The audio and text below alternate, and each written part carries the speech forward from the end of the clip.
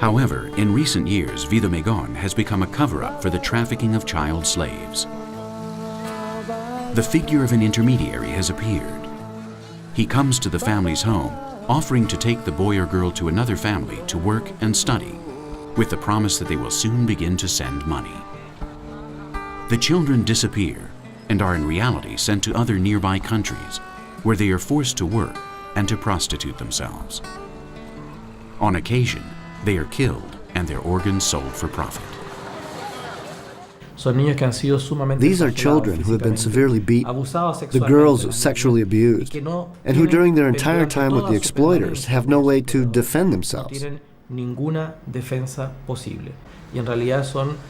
These are in fact subhuman conditions, which may be equated to the slavery experienced by adults, but which today is much more serious because the adult slaves can, or could, defend themselves.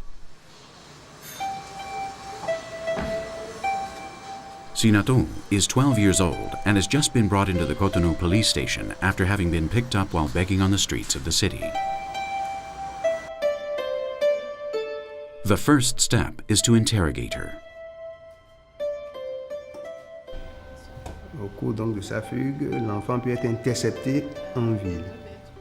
These children are picked up in the cities by the Brigade for the Protection of Minors, and the child is brought to this agency.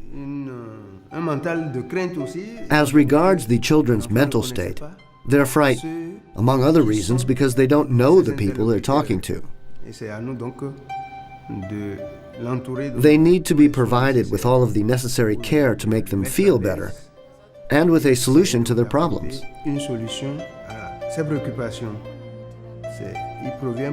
For the most part, they come from a relatively poor background.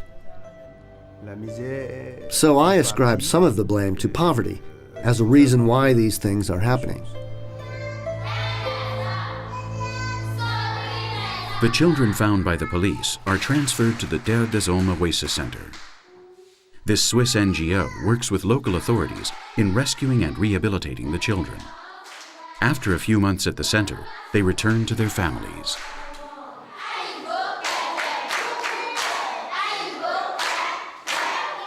The current project, one of the projects, of Terre des Hommes, is fighting child exploitation and the trafficking of children.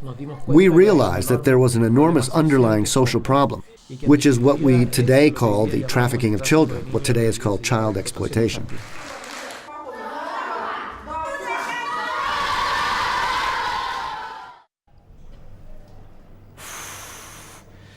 That depends on the country and the person who takes them. In the Ivory Coast, I can leave a child for cocoa harvesting and earn $100. In Nigeria, they pay more because they're put to work in the market, in the shops. My job consists of recovering the children, of getting them to trust me, finding their families, talking with their parents or guardians, and reintegrating them into their families. We visit the village to find out if the child is being schooled. Then we visit their teacher to see if they have the correct attitude and if they are integrating well. We don't abandon the children, but continue to monitor their progress. On this occasion, he is visiting the village of Pelagi, an 11-year-old girl who was reintegrated into her village less than a month ago. Before that, she spent 2 months at the Oasis Center. The girl was sold by her parents and sent to Nigeria, where she worked as a domestic servant. She experienced a great deal of humiliation, and when she could stand it no longer, she ran away. I ran out to the street crying, and somebody took me to the police. I think that because of the language I spoke, they brought me to Benin, to Terre des Hommes, and there I played with other kids. When you brought me to the village, my mother was happy about my return. But for my father, it was very humiliating because everybody said, "How wonderful that you're back," and they were very happy.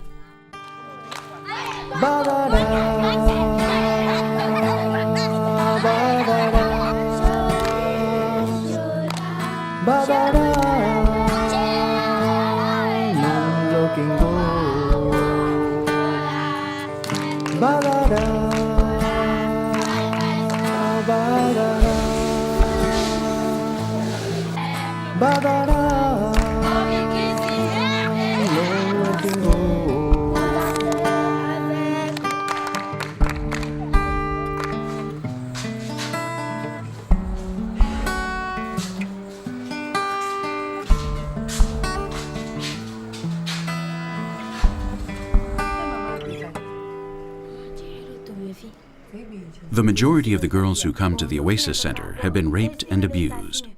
Sinatou as well. On entering the center, the director conducted a short interview with her. Little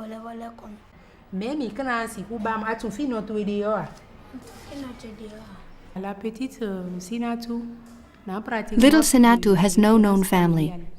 She's 12 years old. We can see that almost all of her rights have been violated. She doesn't know where her father lives or where her mother lives.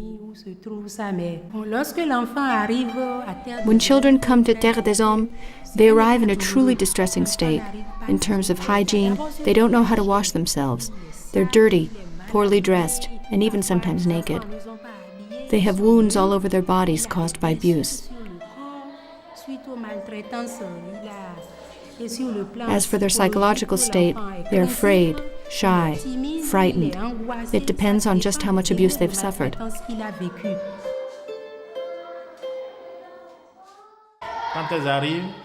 When they arrive, they're silent. They don't want to talk.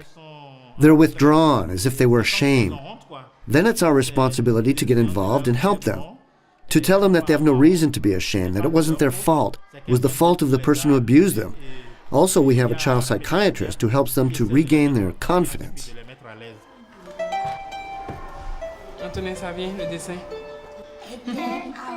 Nadia Bastien is the person responsible for this.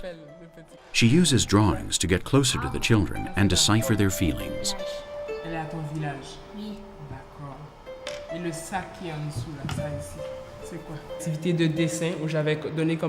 We use drawings so that the children can tell us their experiences through time. In some cases, the drawings are very clear, and it's easy to see how they feel and all that they've had to go through. While in others, it's not so clear, and we have to search out the information that is hiding in the background. But all of them have something to do with their parents, their guardians, their experiences, their possible suffering. Some children draw a flower for their father as a symbol of thanks or of filial love. With this, we get the children to speak. Yvette d'abord va me raconter son dessin, qui elle a dessiné. Vas-y, Yvette. C'est qui sur ton dessin?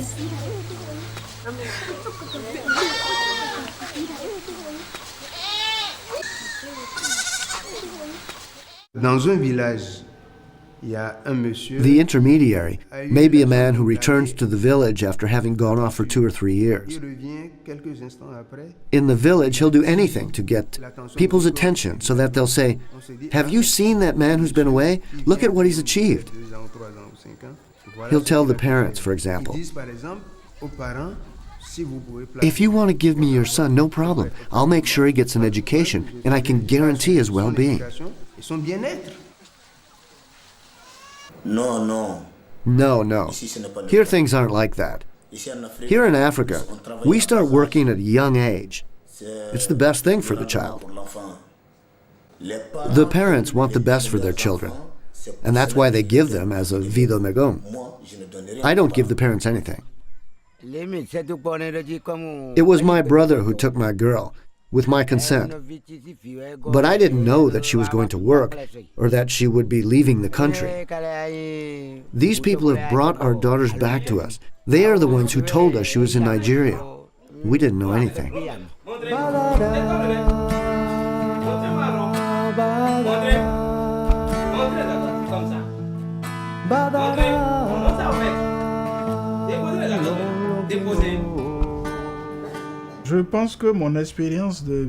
I don't think my experience as a vie de Megone was the only one. I think the majority of the politicians of my generation, that is, those over 60s, were actually vie de Megone too. It was wartime, and our parents lived in small villages out in the country. Many of them sent their children to the city, to Porto Novo or Cotonou, so that they would become those who write. Nowadays, this practice has been radically distorted. It is the guardian who proposes taking care of the child, who gives something to the parents, as if they were buying them.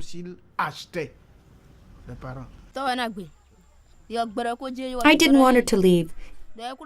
He was the one who made the decision. I told him that the girl should be with her parents. It's true I like to drink, but that's not what made me give up my daughter. Ignorance was to blame.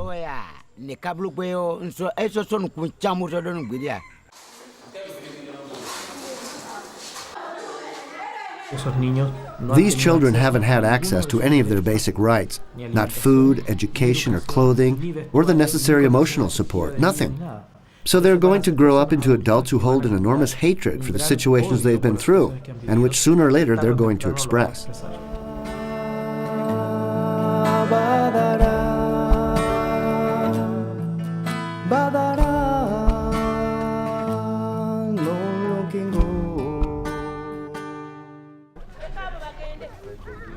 Okay.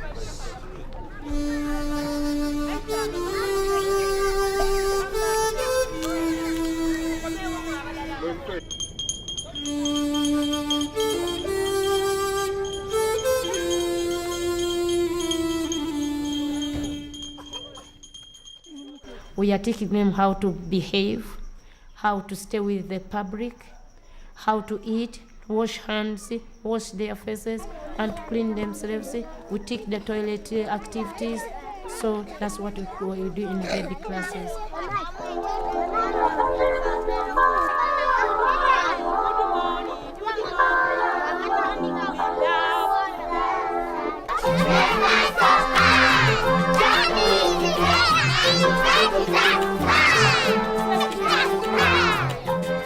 In addition to this education, all of these children have something else in common.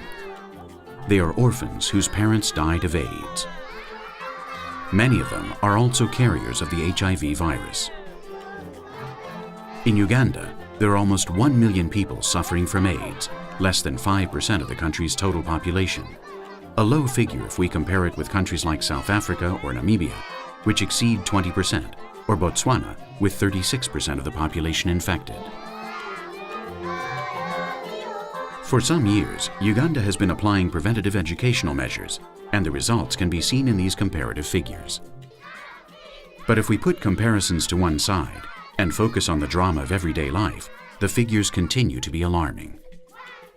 1 million sufferers means thousands of deaths each year, thousands of broken families or homeless children, or even heirs to the disease. Stories like those of these children. Akagia Ashirat, 7 years old. His mother died of AIDS in 2001, and his father died in a traffic accident in 2002. He lives with his aunt. He carries the virus and suffers frequent bouts of malaria.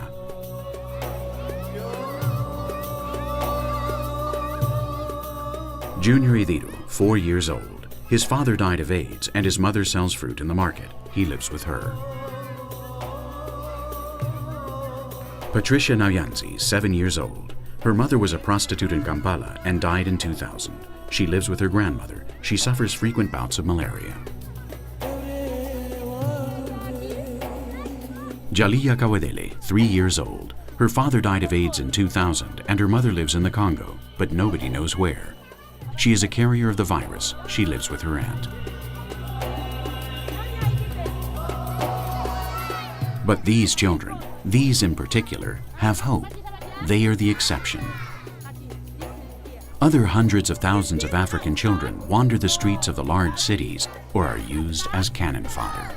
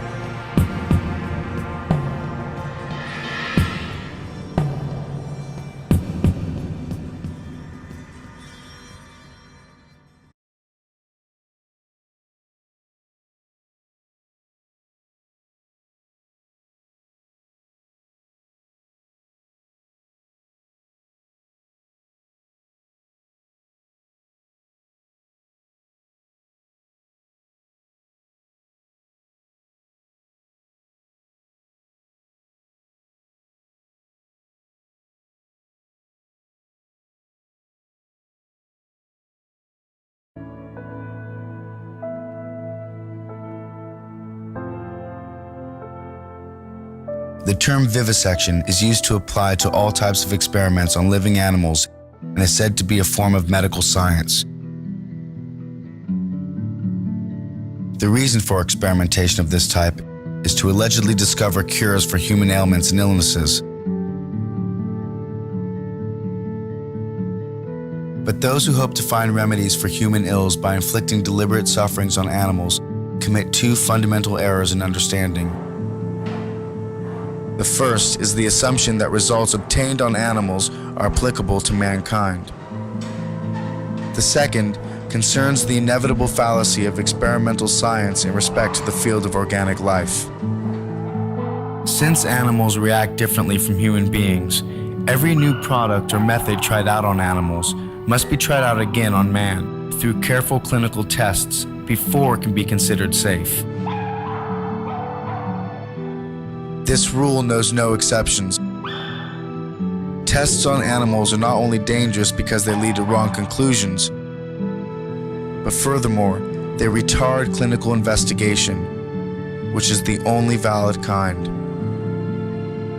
Just remember the fact that any disease deliberately provoked is unlike any disease that arises spontaneously.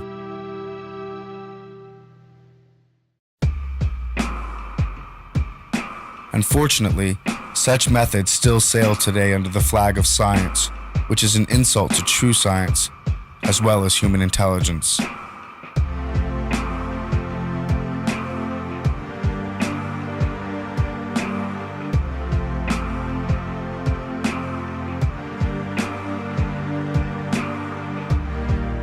And so, vivisection applies to medical experiments. Done with the administration of noxious substances,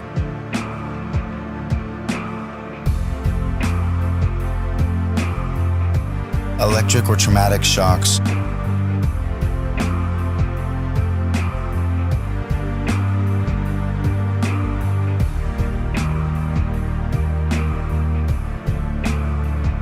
unanesthetized operations,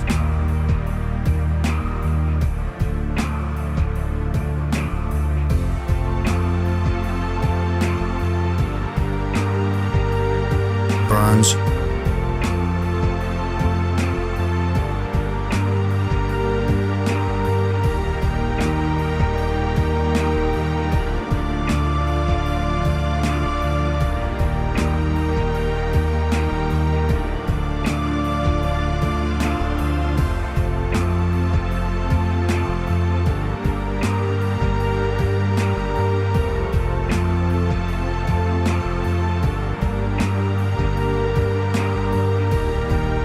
drawn-out deprivations of food and drink,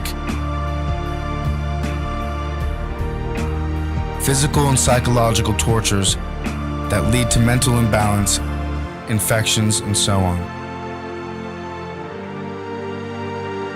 Head injury research involves partially or fully conscious baboons strapped down with restraints and their heads cemented into a metal helmet, which will be thrust at a 60-degree angle at a force of up to 1,000 Gs.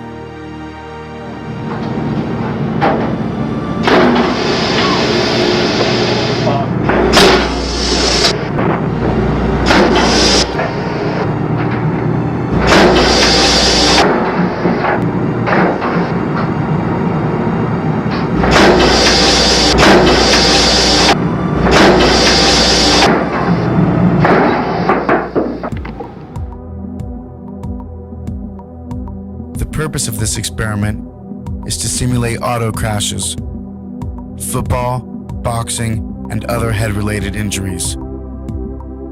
And this process is often repeated again and again on the same animals. And finally, military research. This one speaks for itself. From sending monkeys into outer space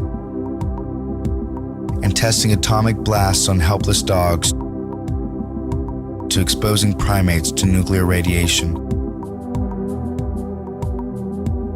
20 years ago, the number of animals dying of tortures through the practice of vivisection was astronomical, estimated at 400,000 per day worldwide, and growing at an annual rate of 5%. Today, that number is almost beyond comprehension. 19,000 per minute, 10 billion per year.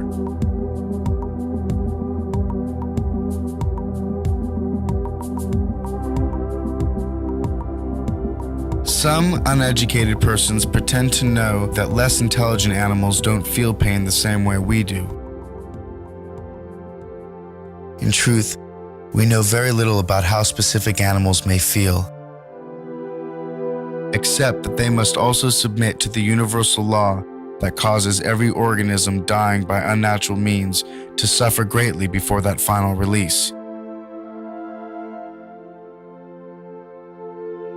But it's nonsense to say that animals do not suffer because they have a lower order of intelligence.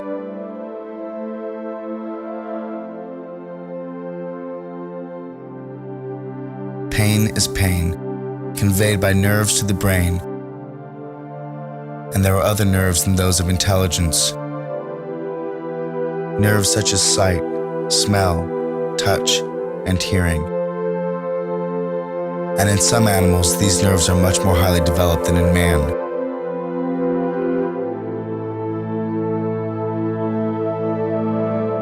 We know that there has never been an epoch in which we could learn something about the physiology of man by torturing animals. We only learn something about animals. And if there is something we can learn from them on the psychological level, it is not by means of steel or electricity, much less so through psychic violences. The systematic torture of sentient beings, whatever the pretext and in whatever form, cannot achieve anything more than it already has. To show us what is the lowest point of debasement man can reach.